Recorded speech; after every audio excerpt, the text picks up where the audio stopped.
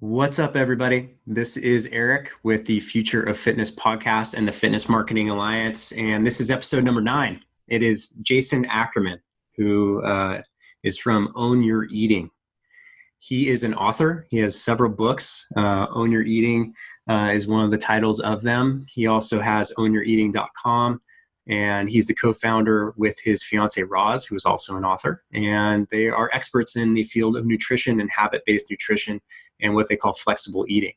And Jason and I are both two recovering chubby kids from our adolescence, and we love to talk about our favorite fat-free treats from the 90s that actually made us fat, which was kind of a funny thing. And if you're from the 90s, you know exactly what I'm talking about. He's also a member of the CrossFit certification staff. He does level 2 and level 1, I believe. And I thought about Jason the other day because it was my wife's birthday and we went to brunch. We got dim sum. And out came the cart and it had all of the Chinese donuts on it. And all I heard was Jason's voice in my head. And it said, Eric, you can eat a donut. You just can't eat all the donuts. And I was like, oh, he's right. Thanks, Jason. So yeah, it's a great interview. And before we get into that, I just want to talk about our sponsor, Busy Bar. And they do actually have a variety pack, which I would suggest starting with. And it's great. It's a great little treat for us busy fitness professionals and entrepreneurs who maybe sometimes book up our schedule a little too tight and forget to have a meal, which isn't good for us. We all know that, right? So they have chocolate, they have peanut butter, they have cookie dough. I honestly I like them all because, like I said, I'm a recovering chubby kid. So they only have 1 gram of sugar, the highest quality protein available with grass-fed whey protein, only 6 net carbs and 9 grams of fiber. So if you go to their website, www.busybar.co, and you enter the promo code FMA10, as in Fitness Marketing Alliance 10, you will get 10% off on every product for every order until the end of time. So without further ado, Jason Ackerman of Own Your Eating. Enjoy.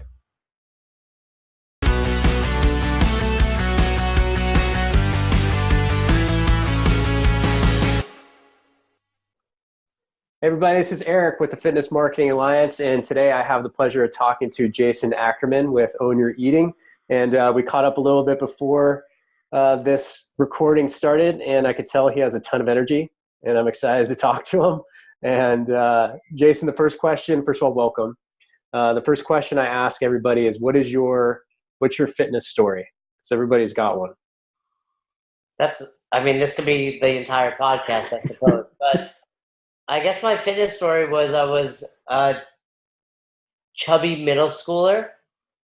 You know, I don't have the best genetics. I tell people I'm not the least bit athletic. Anything I've earned in fitness, has come through hard work and dedication. But I was a chubby middle schooler, showed up in my 9th grade earth science class, and on day 1, my teacher said, hey, you're going to join the wrestling team. Because I was about, at that point, probably not even 5 feet tall.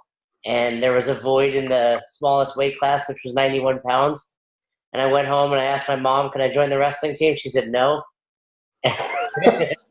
So I went back to school the next day and told him.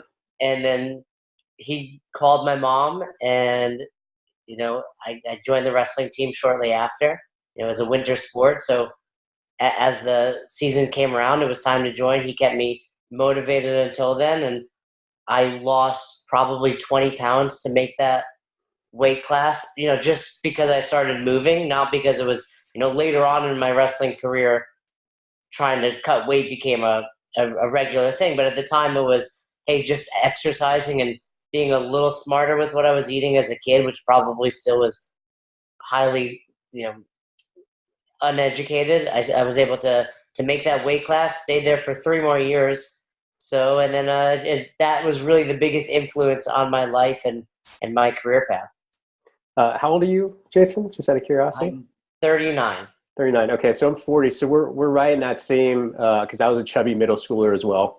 And I think we were the ones who saw the brunt of the low-fat, fat-free processed foods. Right? Even then, when I say I was uneducated in how I lost weight, as at that age, you're learning from your parents really and your coach who knew nothing. I was eating. You remember those snack wells?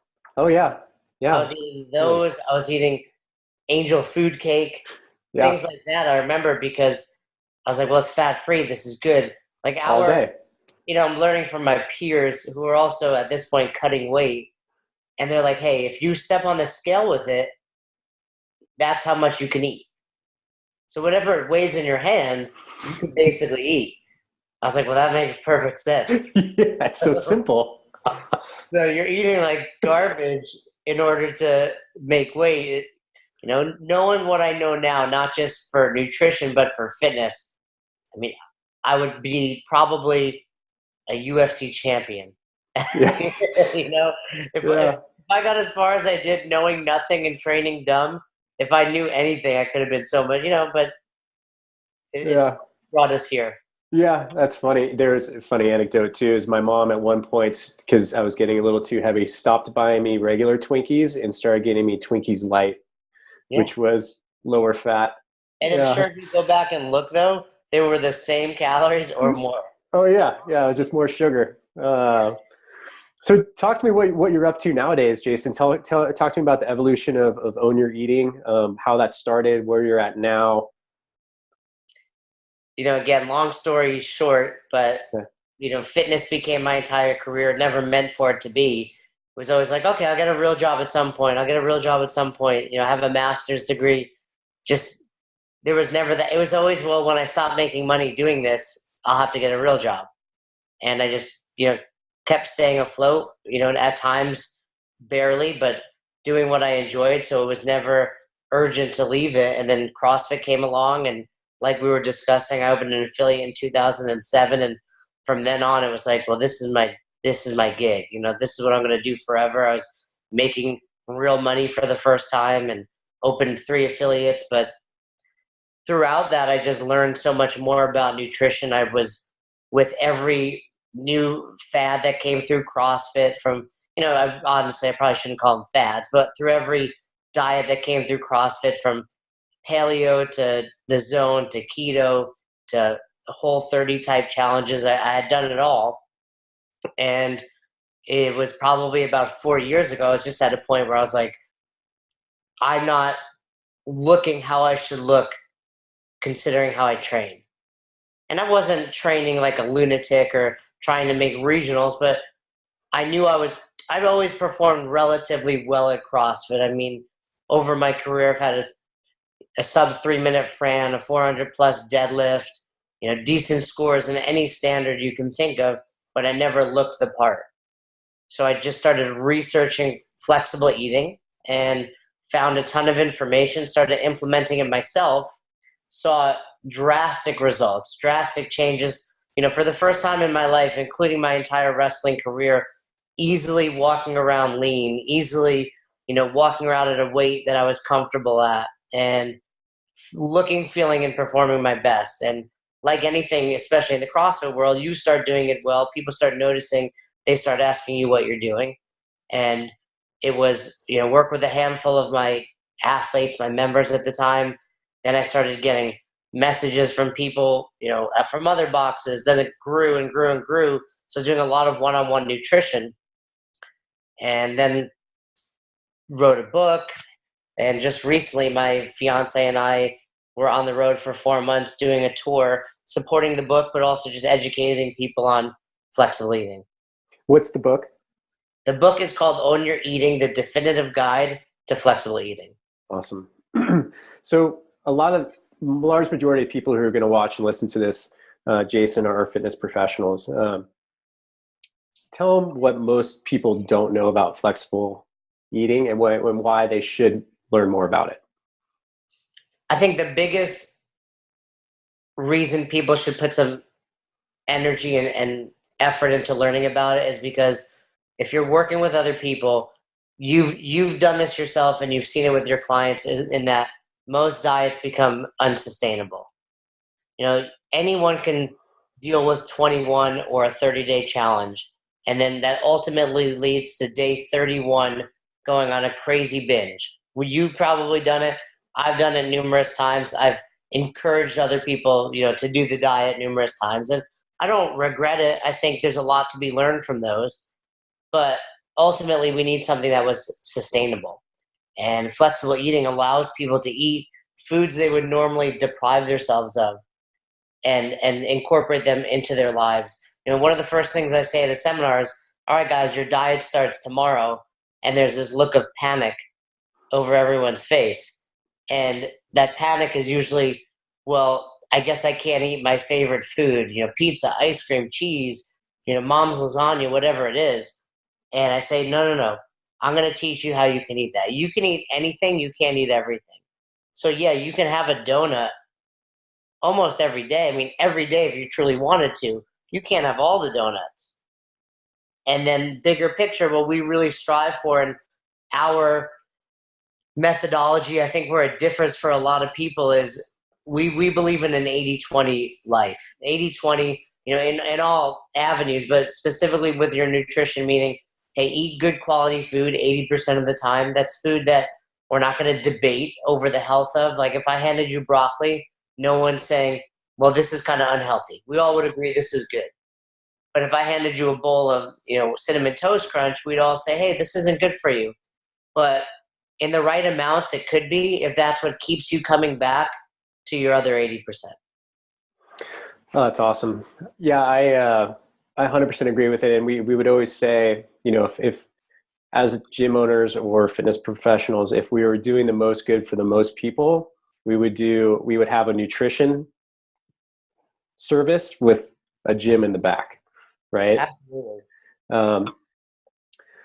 For the modern fitness professional, how do you suggest that they start the conversation about nutrition? It seems to be, I don't know, it's a tough one to start for some people, right? For especially fitness professionals, because they just want to get straight to the X's and O's, right? They want to get to reps, sets, energy system training and things like that. But nutrition, it can be uncomfortable to start conversations with people.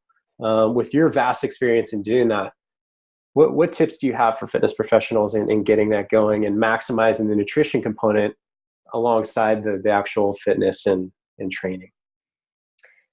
I think like anything, it has to begin with you and you have to lead by example. Awesome. So, assuming you're doing this already,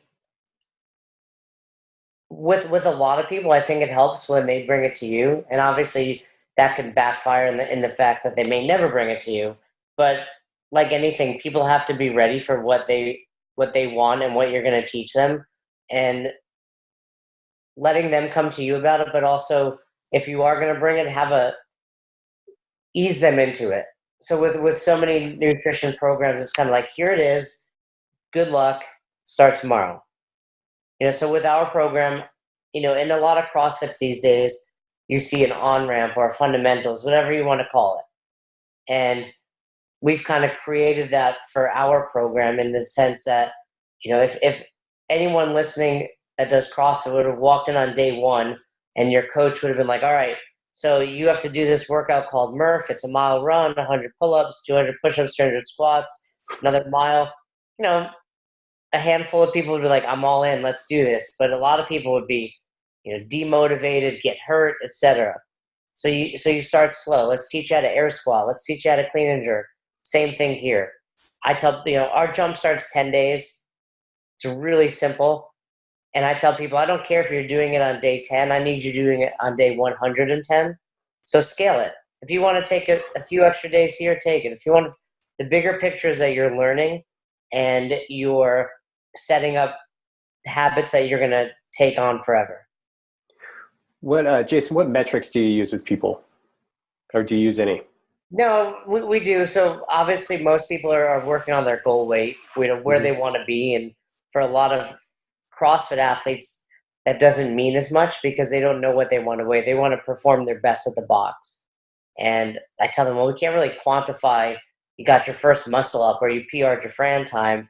But if you do that, there's a weight associated with it on the scale. So we start with that. And big picture, I tell them, is we have to get started.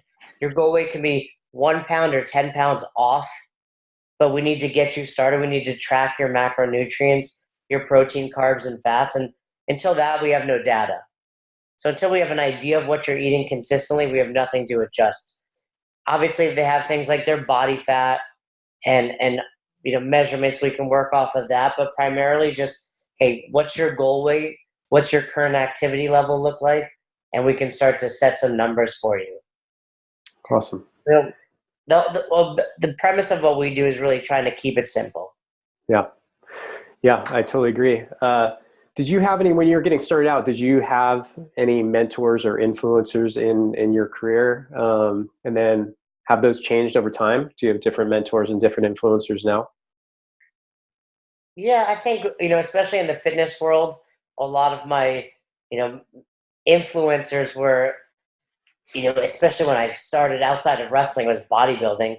I'd buy every Muscle and Fitness and Flex magazine I could and try all these new programs. Yep.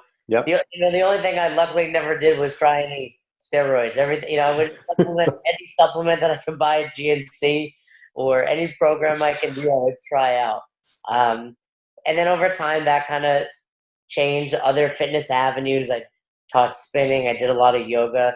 And then, and once CrossFit came around, really just watching videos from Coach Glassman or seeing people like Greg Amundsen, all those OGs, and learning and being inspired by them. And then even more of an evolution since then is in the leadership avenue, where I have my personal mentor who's was one of my first CrossFit clients, who's a high-level financial planner, but he's really involved in leadership. So learning those things as well, is really helping me grow, not just as a person, but a business.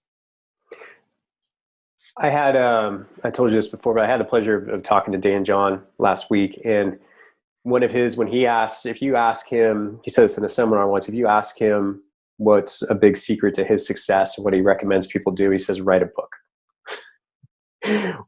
Talk to me about that journey for you.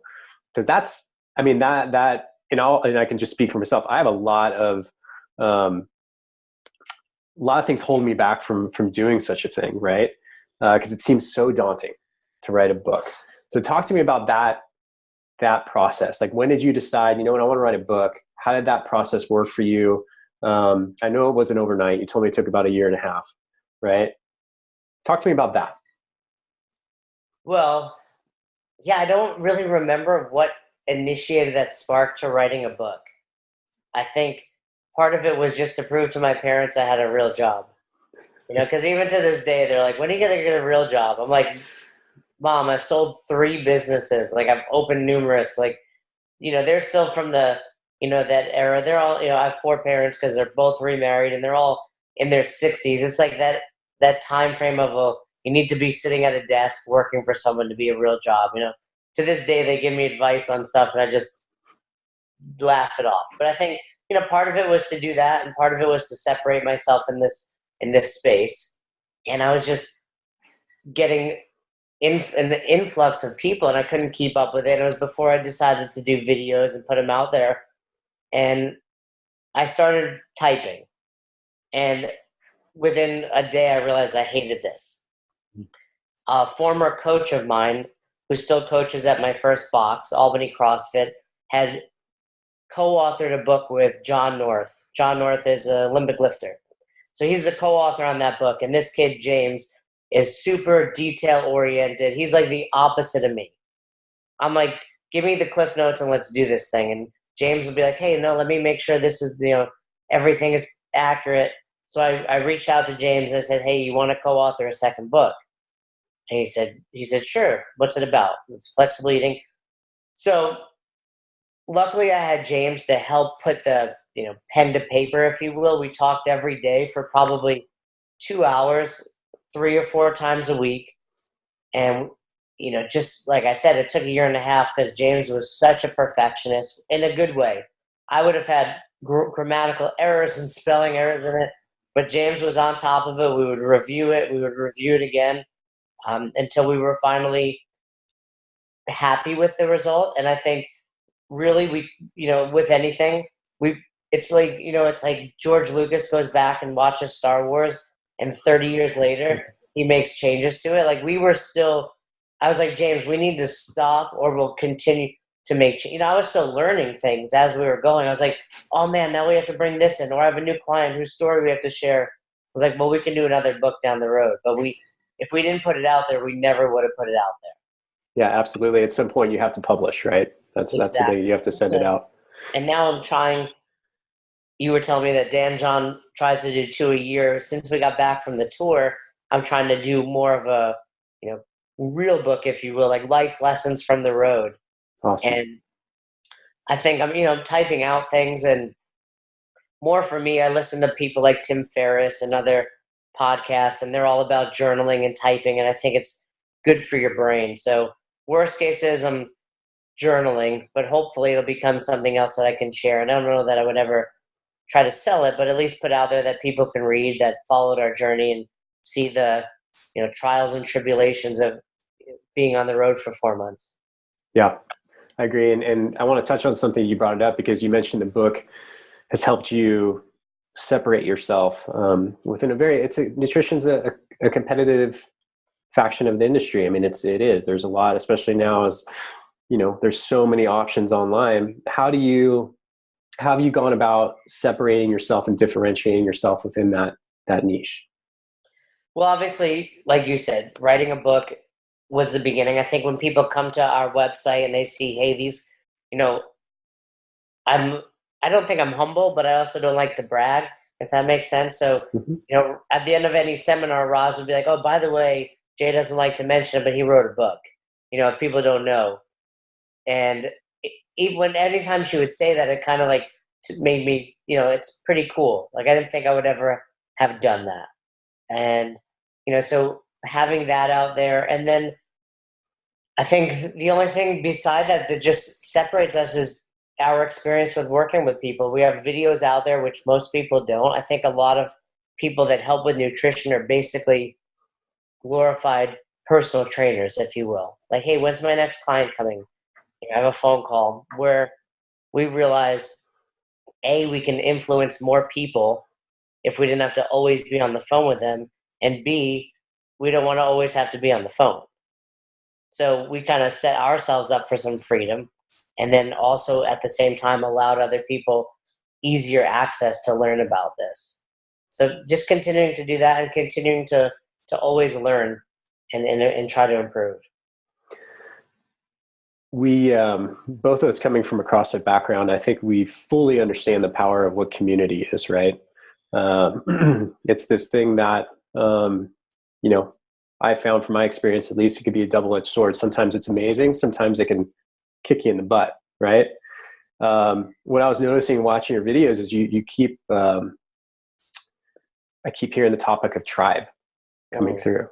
Talk about that. Like, how have you produced that tribe? How do you continue to make sure that it's nurtured and building? What goes into your day-to-day processes to do that?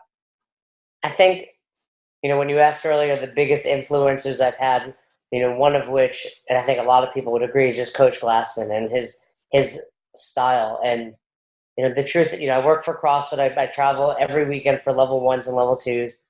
And you could go and get your level 1 or level 2 for free online right now. Like, just Google enough and you'll literally find the entire day. Yeah. You can't replicate that experience. You can't replicate doing the day one workout with 50 strangers or having someone like Chuck Carswell or Jenny Orr give you a high five, but you can watch it. And I think the critiques I've gotten over the years thus far is that we give away too much for free. But I do that because that's what Coach Glassman did. And my mentality is, if you give it for free, people will want to support you. And when it's time to put something out there that you do want to charge for, they're going to be there for you. So that was really the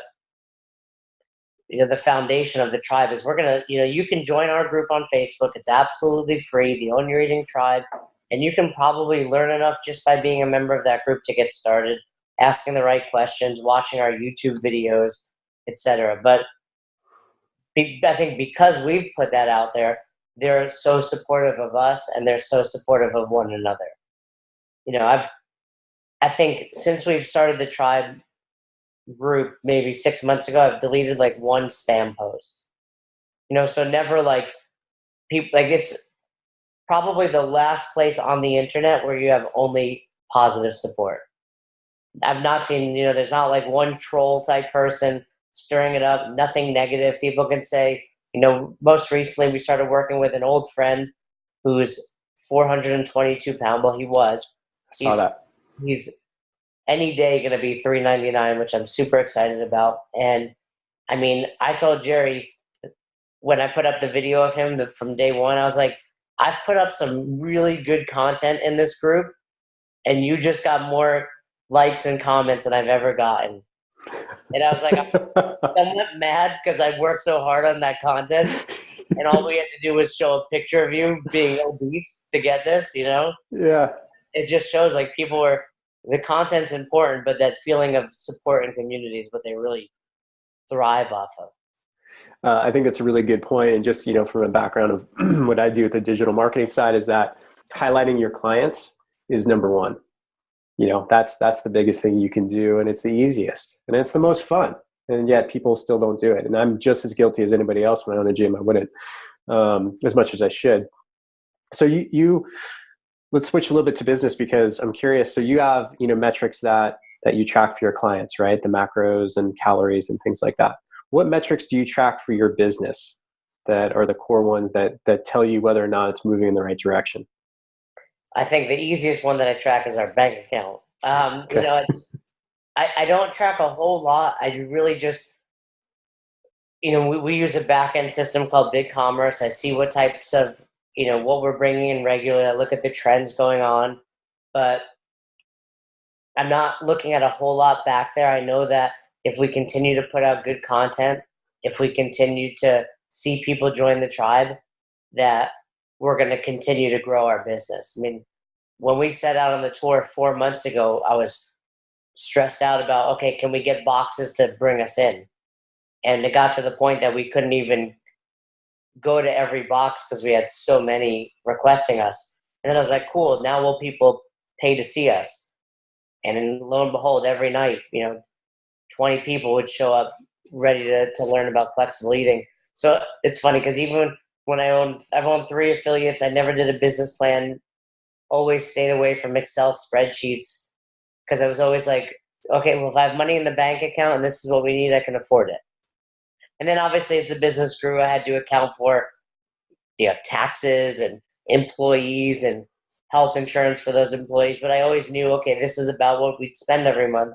This is what we can spend now on other things. And it's somewhat the same way. And I think I've luckily put myself in a position where that's okay. I don't stress out about what we need to bring in. I've seen the trend long enough on this business that I know week after week we'll bring in enough. And, because of what we've done in the past, that we're able to enjoy that. I think that's a part of why we've been successful. We're not in people's faces. We're not just always selling. I mean, we market, we put stuff up on all social media avenues, but I think people can tell that it's still genuine. How often do you post content? Daily, multiple Daily. times. Awesome. And what's your favorite platforms? Well, we use primarily Facebook, YouTube, and Instagram. I know Roz at times has dabbled in Pinterest, but I don't think any of them are my favorites. The truth is I don't love having to do it. It's a job. Doing social media is certainly work. I have to think about, if you want to do it well, you have to think about, is this post relevant or, is it interesting? I mean, my goal every day is to do 3 or 4 posts on Instagram. I try to do new content for videos and we'll put them on YouTube. We'll put them on Facebook, but every day I'm trying to at least put content out there so people want to come back, and we try to keep our blog updated as well. Well, to me, that sounds like a really important metric that you track. I mean, that's a big one, right? It's just activity and consistency, putting out quality content. How has technology changed the way you've done business over the last few years? And then I'm going to load that question even more by saying, how do you see it changing your business in the next 6 to 12 months? Technology is obviously amazing.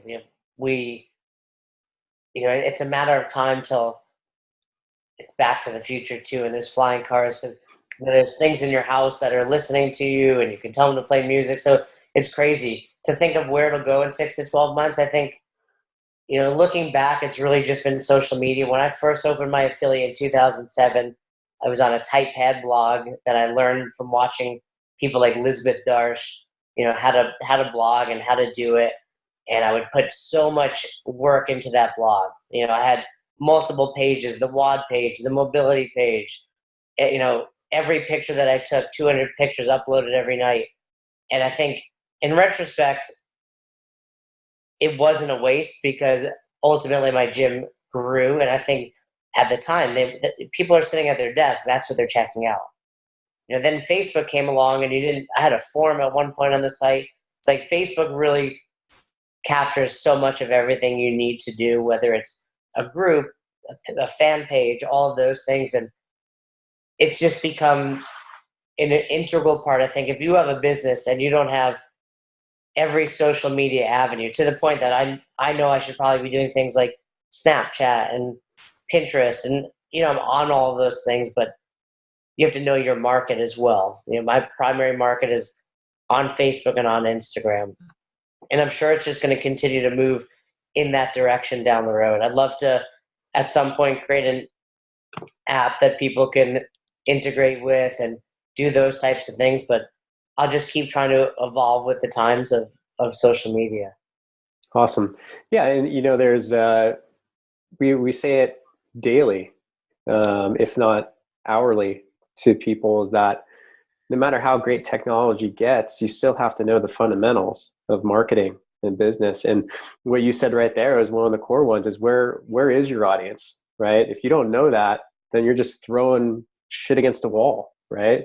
But you have to know that stuff. You also have to know who your ideal client is. And that's it's really important. I just from a sense I'm getting is that you have that pretty nailed down. You know what you're doing. Yeah, I think I wind up having a lot of the stuff I say I don't, just in my head, in my own way. But yeah, we know who we're, and to that point, we love working with CrossFit athletes, but we would love to expand outside of that as well. I think Awesome. People get wrapped up in cross. I love it. Don't get me wrong, but in the whole sense of the world, and even in the fitness market, it's still really, really small. Tiny. Yeah, and people lose sight of that. Yeah, everything that pops up on your Facebook is CrossFit because that's your world. Yeah. Rogue pops up because they pay for sponsored ads for people like you. But most people, you go out there, they still don't even know what it is. Now, obviously, my job and goal is to have more people understand CrossFit, but I also just want to make the world a healthier place. So it starts with people that also are not in the box. That's beautiful. So where do you see Own Your Eating in the next 2 years from now? Where do you see it?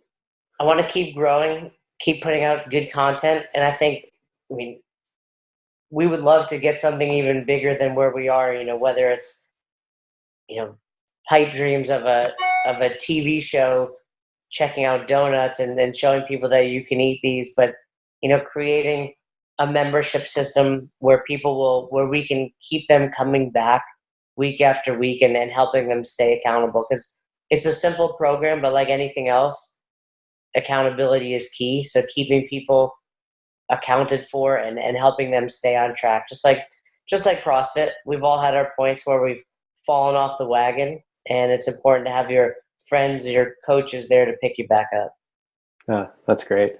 It's simple. It's not easy though, right? That's the big thing. That's what I tell everybody. This isn't impossible, but it's not easy. It becomes easier in time, but you're always going to have to think about it. It's your nutrition. Yeah. Jason, where can people find you? If I'm a fitness professional or just someone, sitting at their desk right now, thinking they need to make a change, where do they find you? Well, everything's On Your Eating, from the .com to Instagram to Facebook. That group on Facebook is the On Your Eating Tribe. And I'm sure if you Google Jason Ackerman enough, you'll find me in all the other endeavors I've had in the CrossFit space. But check out our blog, and you can probably link to everything from there, ownyoureating.com. Awesome. Man, I love what you're doing. Just keep it up and you will continue to see huge success. I have no doubt. You've inspired me to go get a donut today as well. So I'll do that for you. That's what I've told people. You can get fat eating broccoli and you can get skinny eating donuts. Awesome. Well, thank you, Jay. We'll be in touch. Really appreciate your time, man. It was a pleasure. You got it. Have a great rest of the day. You too. Thank you for listening to this episode of the Future of Fitness podcast and webinar series. We're working really hard here to keep great content coming out, and we'd like to express our gratitude by offering you a free 7-day marketing crash course. So here's how you can claim it. If you go to fitnessmarketingalliance.com/free gift, FREEGIFT, and you enter the promo code FITMARK, FITMARK, you can claim it that way.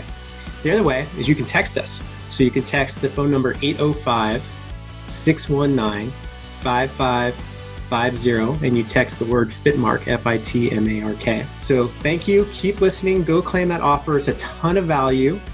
And if you ever want to get a hold of me, or if you have suggestions for guests, topics, or anything else, or if you just want to ask me questions, I always respond. You can reach me at Eric, ERIC, at fitnessmarketingalliance.com.